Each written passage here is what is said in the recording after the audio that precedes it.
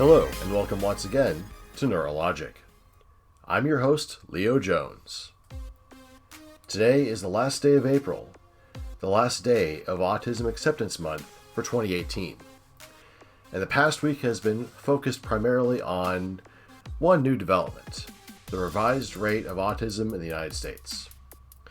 In addition, it was discovered that Dr. Hans Asperger, the man in which Asperger syndrome was named after, turns out to have been more of a Nazi than previously assumed. Both will be discussed in this episode. But first, I hope you will oblige me the indulgence of briefly covering Neurologic's first Autism Acceptance Month. Shayna, who first appeared in Parents Part 1, joined me in the first episode ever done by this podcast during this month, and we discussed a lot, including awareness versus acceptance, parents, discrimination, autism rates, whether or not certain cartoon characters, such as Peppa Pig, make kids autistic, spoiler alert, she doesn't and they don't, what terms to use instead of low or high functioning, which were high or low support needs, and differences between the autistic community and the autism community.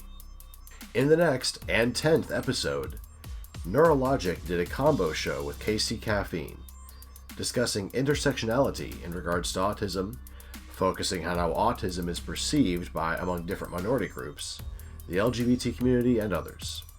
We also talked about Black Panther and how critical this excellent and superb film is and what it means to those who don't find similarity or commonality among a majority of superheroes. Intersectionality, while I'm not as knowledgeable as I'd like to be on the subject, is extremely important, at least to me. Going forward, this will be something that hopefully this podcast can cover more extensively. There is much to learn here, and much to benefit for autistic individuals and autistic advocates. Finally, in the last episode, we sat down with Elizabeth, an autistic woman who, in addition to being a visible activist, runs her own music therapy business. And she talked with us about her experiences as an autistic woman. Such experiences included how she was diagnosed, how she is treated if or when she discloses that diagnosis, the way she is perceived as an autistic professional, and a request for autistic men and their parents to stop trying to set up dates with her. As Elizabeth stated, quote, "A shared diagnosis is not a basis for a relationship, romantic or otherwise," end quote.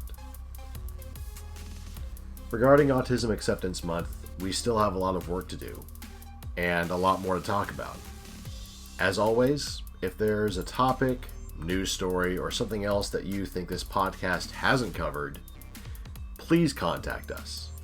You can email us at neurologicpodcast@gmail.com or message us on Facebook at facebook.com/neurologicpodcast.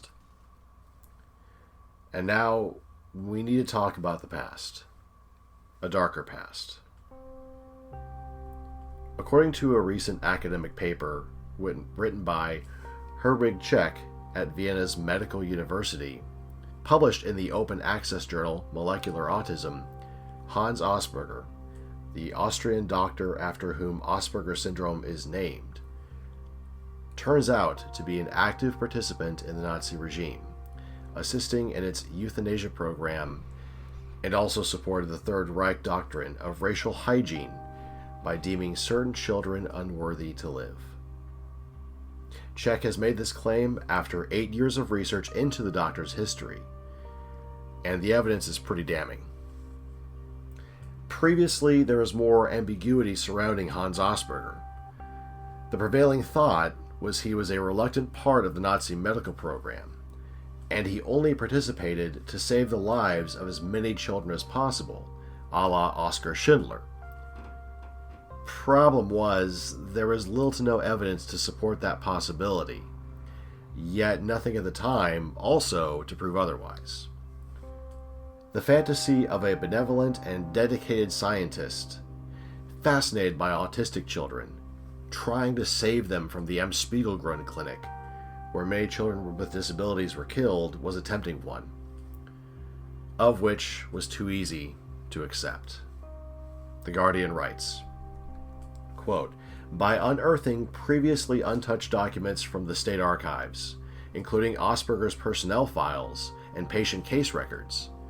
Czech has revealed a scientist who allied himself so closely with the Nazi ideology that he frequently referred children to the Am Spiegel-run clinic, which was set up as a collecting point for children who failed to conform to the regime's criteria of worthy to live.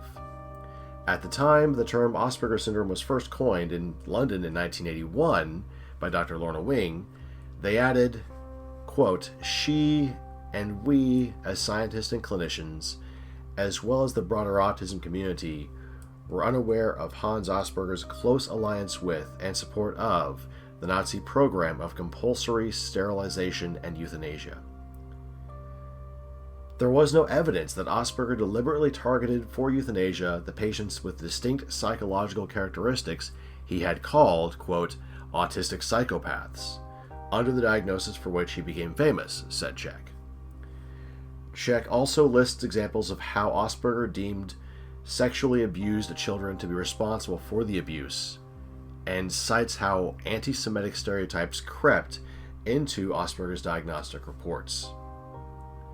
Asperger refused to acknowledge the reality of anti-Jewish persecution by the Nazi regime. This indifference is visible both during and after the war, said Czech. It would have been wrong for me to have withheld this information, however difficult it might be to hear, he said. At the same time, there is no evidence to show his contributions to autism research were tainted by his problematic role during National Socialism. So purging the term Asperger from the medical lexicon would not be helpful. Rather, this should be an opportunity to look at the past and learn lessons from it. That was all from The Guardian. You can see the link in our sources under this episode when it releases. So Hans Asperger was a Nazi, one who signed the death warrants of disabled children. That changes nothing about who we are, our diagnosis, or how we advocate for ourselves and others in our community. Considering the fact that the term Asperger syndrome was dropped from the DSM-5 in favor of the umbrella term of Autism Spectrum Disorder, or ASD, this is actually more motivation to move away from it and the doctor's genocidal past. I get that, according to Czech, this is not, even though we still use it, doesn't mean that anything has changed, but it has. For those of us with disabilities, we've known about this genocidal program and how it went after those with disabilities in vast numbers. It's been discussed time and time again. Because for most people, if they do even remember or are aware of the Holocaust, they don't think about people with disabilities. They think about the Jewish people. And that's not wrong. That's completely accurate. However, part of the racial purity paradigm that was being pushed by the Third Reich, they went after people with disabilities first. And they were very successful at it, unfortunately. It's quite upsetting, to put it mildly. Myself, I have referred to my own diagnosis as Asperger syndrome for many years. However, when the DSM-5 changed and put everything under autism spectrum disorder, I changed that as well. Not because I thought Hans Asperger was a Nazi, although, him working for the Nazis from the 30s through the 40s didn't exactly help things. I did it because when we try to separate autistic individuals by their specific diagnosis, by how much they need in the way of support needs, such as high or low, or as many in the general public have said, high or low functioning, we divide our advocacy, we divide our activism, and we divide our community. How often, as a person who's autistic, do you hear from parents, "You're not like my child," or "You don't understand my struggles," or "Well, you're high functioning, it's easier for you"? entirely ignoring any struggles we have as autistic individuals. They're willing to accept the high-functioning individuals because they speak and they can do all these things, and so it's a big pat on the back for just getting dressed in the morning. Yet, there's no emphasis on what we still cope with. And the same is true for those who are considered low-functioning or high support needs. There is no thought that they could actually speak, but use a different way of communicating, whether it be a piece of assistive technology such as a tablet or a computer, or using sign language, or finding other ways to communicate. Oftentimes there is sort of a binary approach to autism itself, and that leads to people deciding that if you don't fit in with either this paradigm or that paradigm, that all of a sudden, well, maybe you're not really autistic, or that somehow you get cut off from services, that you have to meet a certain quota of autistic just to get proper accommodations or accessibility. And the major problem with that is those who need the resources may not get them, and those who don't need as much may get too much. We can't divide like that because that just basically breaks us down. It separates us. It, as I said, divides us. And as a community, right now, especially now, we need to come together. So I disagree with Czech on this. I think that it is time to retire the term Asperger syndrome. We can relegate it to history, along with the Nazis and the Third Reich, and we can remember that autistics who have low support needs were once labeled as those with Asperger syndrome. But just as we don't call children autistic psychopaths now, we don't have to go by the term Asperger syndrome. We can move on and be under the umbrella term autism spectrum disorder. Now, I know some people argue that and say that that's not a great approach because then it just makes everything sort of ambiguous, but it is a spectrum. And with that spectrum, people can be anywhere on it. So while it would be nice to have small little modular categories for a quick and easy diagnosis or categorization of what accessibility or accommodations someone with autism needs, having it under a giant umbrella means that everyone can come together and can advocate and be activists together and fight for proper policy and proper accommodations and proper accessibility. So, no, I think this term should honestly be retired.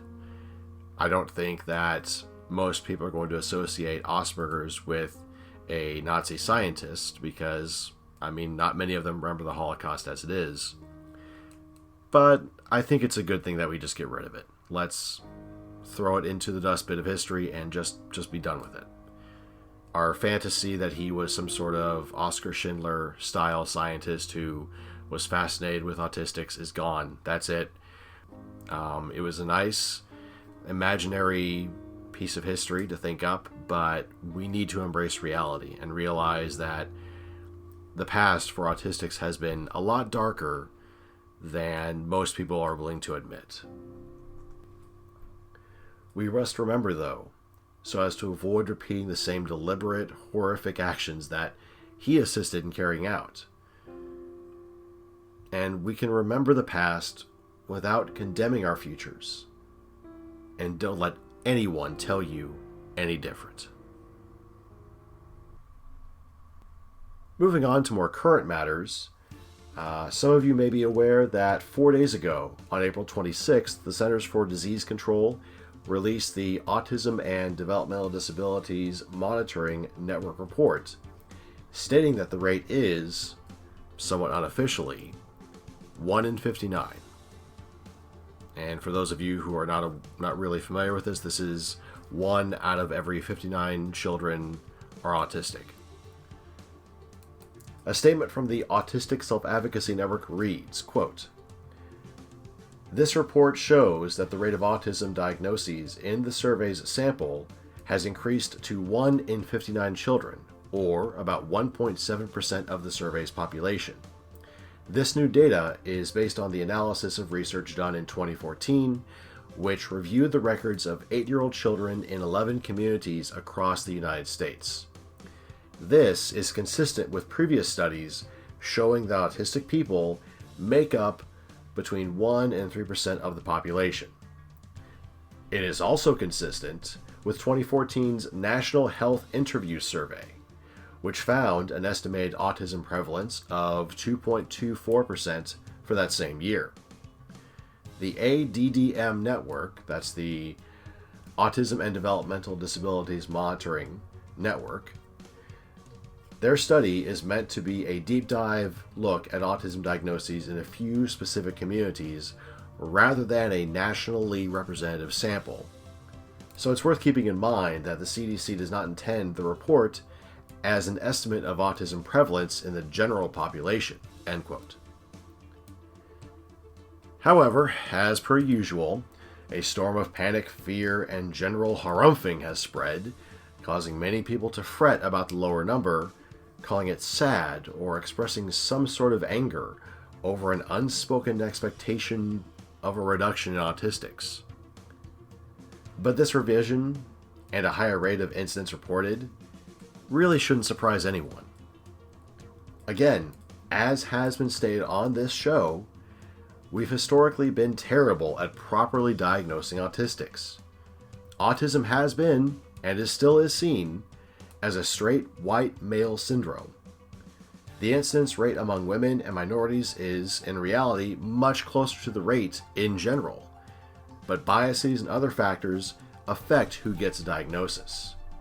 From ASAN again, quote, "In particular, the CDC attributes much of the increase found in this report to narrowing racial disparities in autism diagnosis.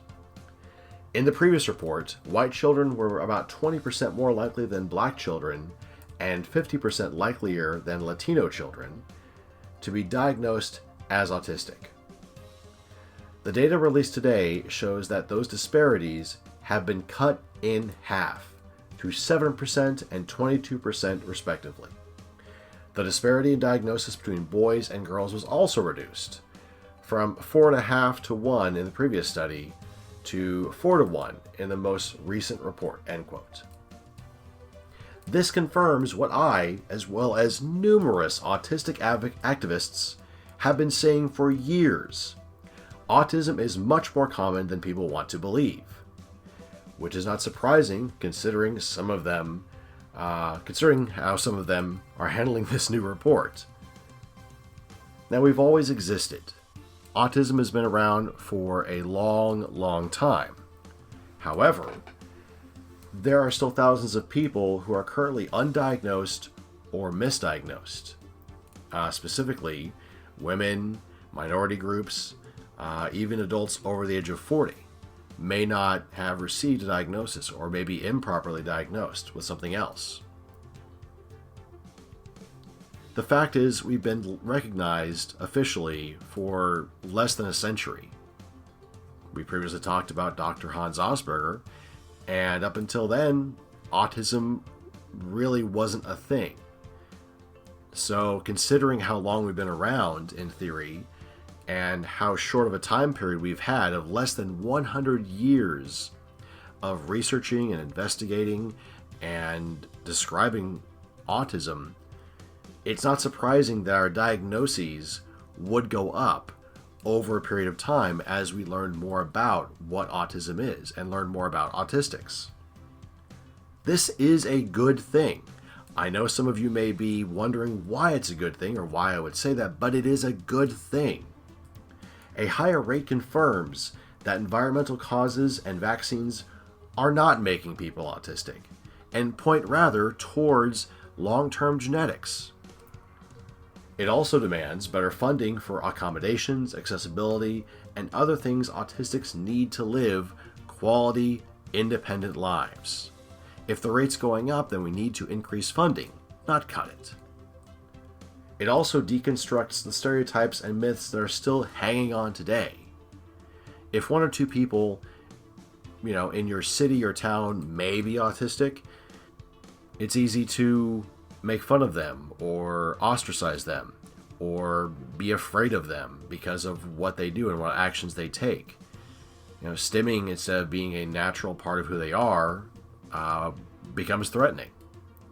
However, if you have more people in this world who are diagnosed, that diagnosis becomes more commonplace and more sociologically accepted by society and its people. So a higher rate means more acceptance, more inclusion, and even more understanding. So this is good. This is something that will work for us in the long term. Now, yes, there will be people who will always and will continue to fret about the rate, but this is good for us as autistics. Now, some of you may be wondering about, well, what if everybody gets diagnosed? This would mean that as more of us get diagnosed, more of those accommodations we need, such as a quiet room at loud conventions or conferences or events, complimentary earplugs, for example, perhaps something along the lines of ASAN's color-coded badges to be used at some events, understanding the spoons theory, and being able to use that at your workplace, in social situations, and even with family. Having a higher rate legitimizes us as autistics. We're not an anomaly anymore. We are a growing minority group of a minority group. As in, autistics are people with disabilities, and people with disabilities are also a minority group. So we are growing, and the rate is getting more closer to reality. And this is all very, very good. It's not hard to see the positives here. Ari Neyman, former executive director and founder of ASAN, writes in an article for Vox, quote, "Prevalence estimates also vary tremendously on the basis of geography, with New Jersey having the highest estimates and Arkansas the lowest. This too should not surprise us. The difference in New Jersey and Arkansas's infrastructure for diagnosis and service provision is significant. Many autistic adults have gone through life without knowing why they are different. It's a deeply stressful experience. After decades of social isolation, underemployment, or unemployment, and even homelessness, receiving a diagnosis that explains how your brain works can be truly liberating." End quote. Is absolutely correct. What is offered in Arkansas may not be offered in New Jersey, both in terms of proper diagnoses and also resources for those who are autistic. So that does point to a larger flaw in seeing the rate as a bad thing. This is good. 1 in 59 is good. And I will cautiously say and predict that this rate will continue to go up as we get better at diagnosing individuals and as autism becomes more, and I hate to use this phrase, culturally mainstream. Right now we're seeing a media landscape that uses autism more as a plot foil than as a main character. Now, there are exceptions. There are shows out there that do have an autistic main character, but they're usually played by someone who is not autistic, directed by someone who's not autistic, produced by someone who's not autistic, reading lines by people who are not autistic, and oftentimes guided by non-autistic autistic experts. But things are slowly improving. And it's right now, if you can imagine it, we are pushing a giant rock forward, and it's heavy, and it's hard to get started, but we are getting it started right now. This is only the beginning. Maybe it's time that we start to ditch the puzzle piece. I hardly know of any autistics who see the puzzle piece as a positive, happy, symbol of pride and acceptance and solidarity among autistics, but rather a symbol picked by neurotypicals to symbolize sort of a mystery or a brokenness that they see in their autistic children and autistic individuals. Maybe it's time we stopped pushing all of these desperate treatments. Stopped trusting in scammers and snake oil salespersons and fraudsters who will sell you anything that will cure anything. Maybe it's time that autistic advocates take a giant aggressive step forward, because rates are going to continue to go down, as in from 168 to 159, maybe even 1 in 36, or even lower. As Autistic Acceptance Month closes, if you can, I urge you to press a little harder. You don't have to sacrifice your well-being or your livelihood, but maybe push a little bit more. Reach out more to parents of newly diagnosed children. Reach out to parents of autistic children that have been diagnosed for a while. Reach out to other autistics online. Find communities where you can feel you truly belong, and others can share the experiences that you've had. For this month may have been started by neurotypicals, but it is ours to claim. And as rates decline, this is the perfect opportunity to expand our advocacy and truly make life better for ourselves and our posterity. I'm Leo Jones, and this has been Neurologic.